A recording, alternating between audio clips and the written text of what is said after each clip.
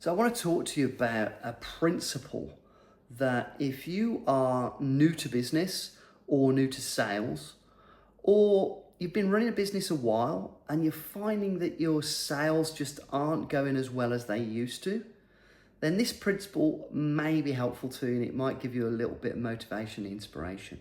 It's a principle called the dummy curve. And I remember when I first heard this and it was taught to me, I loved it because it comes with a great little story, a great little metaphor that really helps emphasize the point, because it's all about embracing our inner dummy. And by that I mean that when we first start out selling a new product or service, running our business, we are effectively a bit of a dummy because it's all new to us and our experience isn't there yet. So we don't really have a good, catalogue of experience to be able to draw upon in order to deal with different scenarios that we're faced with. And then as we go on our entrepreneurial journey, we start building a business, we start getting more sales and we start getting more customers, then our experience grows and we migrate from a dummy to somebody who's more of a professional and somebody who really knows what they're doing.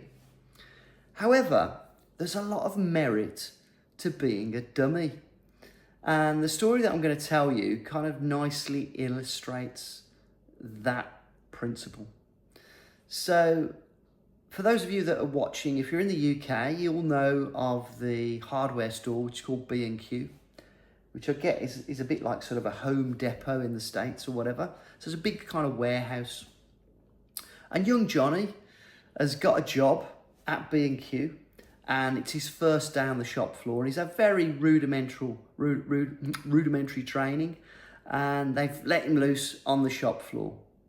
And so he's wandering around the aisles, and a customer comes over to him, an elderly lady who said, young man, I wonder if you can help me. I'm looking to get an electric fire for my front room, and I wonder if you could give me some advice on which one I should get. And Johnny says, yeah, okay. It's actually my first day. I don't really know much about electric fires, but I know when I look up, I know that the fires are over there. I've seen it on the overhanging signage. So let's go over there, shall we? So they go over to where all the electric fires are, and there's quite a few of them. And so she says, oh, there's quite a lot of choice here, isn't there? What do you think I need? He said, well, I don't know. Let's have a think. How big's your front room? And what kind of space have you got for the fire? And she said, well, I've got quite a small front room and I just want to put it in front of my little fire. So, I've got this kind of space.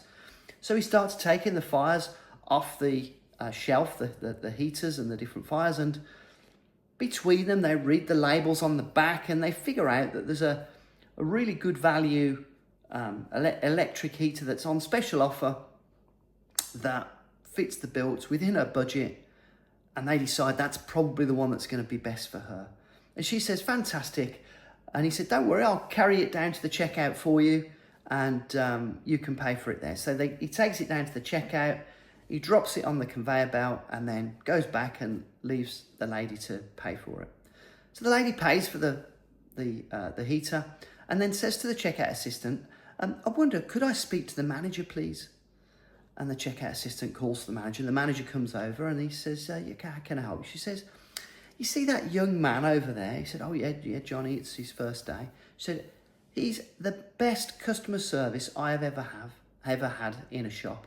He's absolutely wonderful. And I just want you to let him know how much I appreciate. I've got this little heater now. I'm really pleased with it. And I just want to let you know.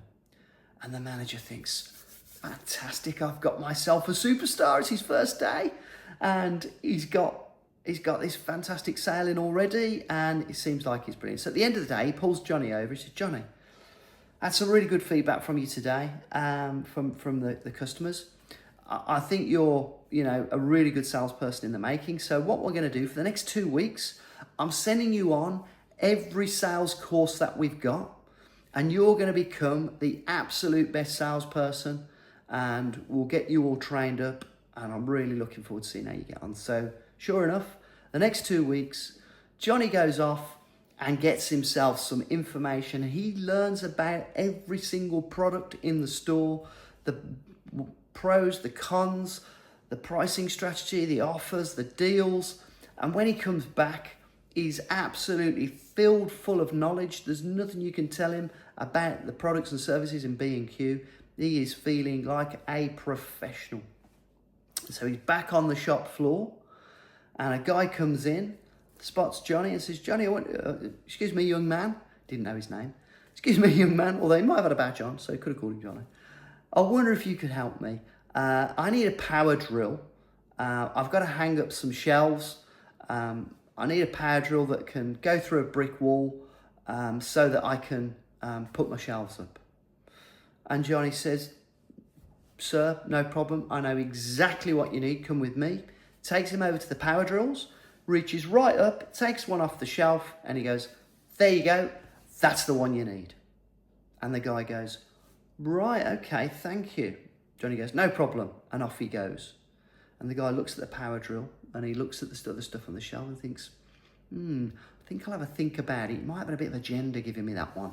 I'll put it back on the shelf and I'll have a little think about it. Perhaps go and have a look in another shop as well. And Johnny loses the sale. Now, why is it that when he's a complete dummy, he got the sale, but when he's a professional, he's lost the sale? This is to do with the dummy curve. When we are a dummy, we endear ourselves to our prospects by putting ourselves on their level, and we bring value by spending time with them to figure it out between us. The key is to be a dummy even when you're a professional. Because when Johnny, in the example, made that recommendation and knew the specs and knew everything, it made the guy feel a little bit wary. It made him feel a little bit intimidated, and he wasn't sure whether he was trust, because there wasn't enough time into the interaction to build the trust.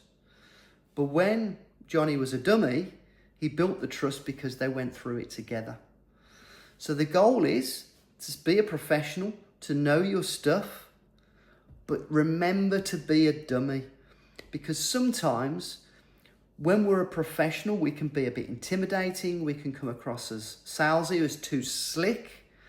We can come across as too technical, give too much knowledge that overwhelms people, that gives people too much to think about. Whereas when we're a dummy, we're much more on the level of, let's find out the information, let's do it together, let's make an informed decision between us. So that dummy curve can really help you.